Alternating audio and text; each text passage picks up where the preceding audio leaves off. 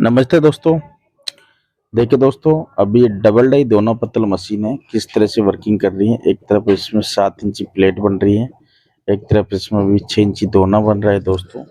बहुत ही बेहतरीन मशीन है दोस्तों। अगर इस तरह की कोई भी मशीन अगर आप लेना चाहते हैं तो दिए गए स्क्रीन नंबर पर कॉल करके इस बिजनेस की पूरी बेहतरीन जानकारी दोस्तों आप ले सकते हैं।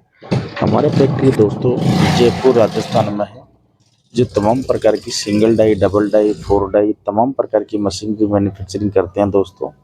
देखिए आप इस तरह से कस्टमर्स को बैठ के बस पैकिंग करने का काम है, बाकी पूरा काम दोस्तों ये मशीन ऑटोमेटिक तरह से कर देती है। तो इस तरह की अगर कोई भी मशीन अगर आप लेना चाहते हैं तो हमारे दिए गए स्क्रीन नंबर पर कॉल करके इस बिजनेस की पूरी बेहतरीन जानकारी दोस्तों आप ले सकते हैं।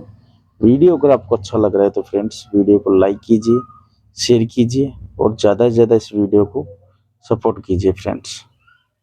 देखिए दोस्तों।